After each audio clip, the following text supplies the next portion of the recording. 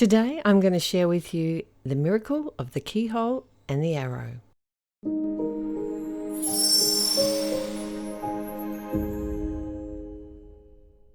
Welcome back to another Take Two with Therese Altenew, and I'm so excited to be sharing this beautiful Bellflower crafter flower. Now it is so easy to create beautiful flowers with these layered die cut flowers. Anyone can do it, seriously. And Altenew's flowers are the best because they have a secret ingredient. I'll share it with you in just a moment. But first I just wanted to show you that I keep my dies on a magnetic sheet. I actually buy the self-adhesive magnetic sheets and stick it on the original packaging. That way I'm not going to lose any of the smaller dies when I'm working in my messy crafty space. Alright, so I'm just starting out by die cutting all of the petal pieces out of some white cardstock. Now, this is the secret ingredient. This is the miracle. There are two flowers in this set. One of them is a keyhole, the other is an arrow. And this will tell you exactly which petal or piece of the flower belongs together.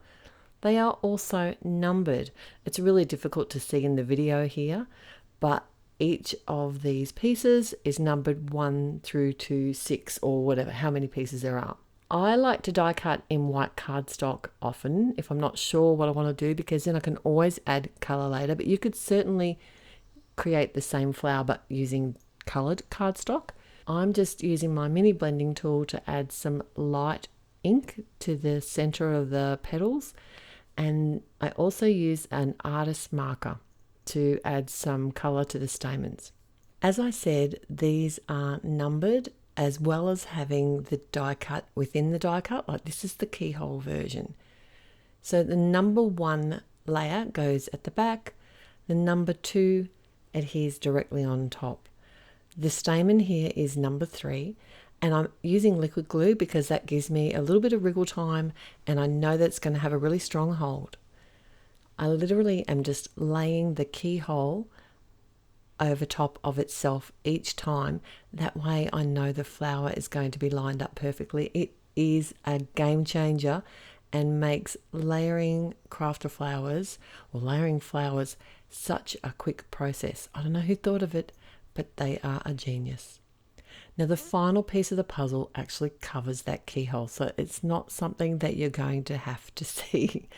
And if you're not sure on the layering, or if you get lost along the way, there is always the packaging to refer to, or go to the website at Altenew where you buy the product. There is often a video that will walk you through step by step how to layer the flower, or the PDF that will show you exactly how to lay the flower. Or just ask. They're very helpful. The second flower came together very quickly as well. It has this weird little petal that looks like it's going upside down, but it's not. It actually covers the arrow for this layered flower over top. Now I want to quickly pop these flowers onto a card. I did make a second set and I thought it'd be fun to use a navy base, and I have used one of the Debossing folders. It is beautiful. I'm just trying to show you the intricate design. It's the dotted tile and I'm using some of the 1/2-inch tape. I knew I needed something a little bit stronger to attach it to the front of my A2 side fold card. And then I have also cut a stem and the coordinating leaves that are from the set from some of the blends cardstock. I love this cardstock because it has all the Altenew colors all together, ombre style, and it goes with everything, all the inks and everything, the paints, everything. I did decide to pop some of the flowers up, and I used some of the glue tape to adhere the other portions directly to the card base, and there you have it. A simple sentiment. I decided to make some sympathy cards today, but it came from the Sweet Lilies stamp set, and I did white heat emboss that on some jet black cardstock and popped that up in the lower right hand corner. A very simple, easy, quick come together card, and it really has the wow factor, especially with that dark background. Now I'm going to take you somewhere completely different. I've been playing with crepe paper lately, and I thought it'd be fun to see how these flowers came together using crepe paper. Now this is an extra fine version, so what I've been doing is actually cutting 2 layers at once, which is good and bad because it means I've got to adhere the 2 layers to make sure they don't fall apart. But it's good because it looks really pretty. It does take a little bit of patience, but the result I think is worth it. It cuts through the die cutting machine exactly as you would cardstock. I'm adding some ink. I'm just using my mini ink blending tool yet again, same colors, and layering the top layer. Like I said, there was actually 2 layers of crepe paper here, so I separated the 2, and I'm only adding ink blending to the very top layer. But then I do have to come back in and actually adhere all my layers back together. Otherwise the flower's just going to fall apart, and no one wants a card that's going to fall apart. If you have a thicker crepe paper, you probably don't need to do this step, and it would be a lot easier. I might have to invest in some because it is really pretty, and I do like how it looks on a card. It's not something I've really considered before until recently, and I've started playing with it and really enjoying the results. Now this flower I assembled exactly the same as I did the other 2.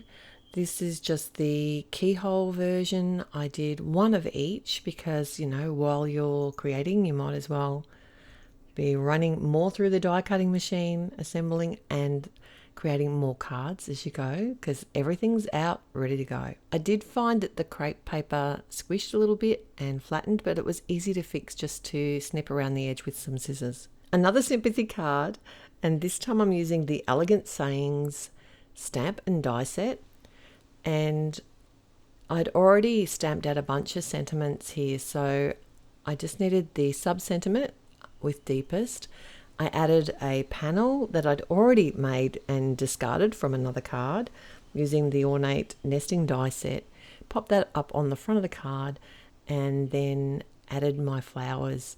I did actually come in and die cut some crepe paper for the leaves and also the stem, but you could do this with regular cardstock too if you didn't want to muck around with layering up the crepe paper.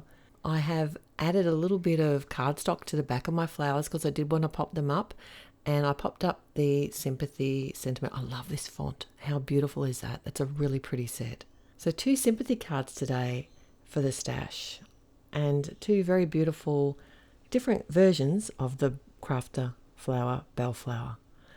Let me know in the comments below which one's your favorite. Is it the one on the dark cardstock made out of regular white cardstock and blends paper pack, or is it the crepe paper version? Thanks so much for joining me. Till next time. Bye.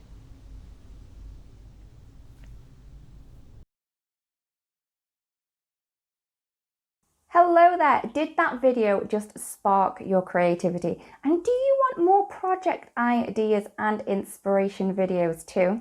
Well, if you do, please make sure that you subscribe to the Altenew YouTube channel. Also, make sure that you do click that notification bell so you don't miss a video. Thanks so much for watching. Bye bye!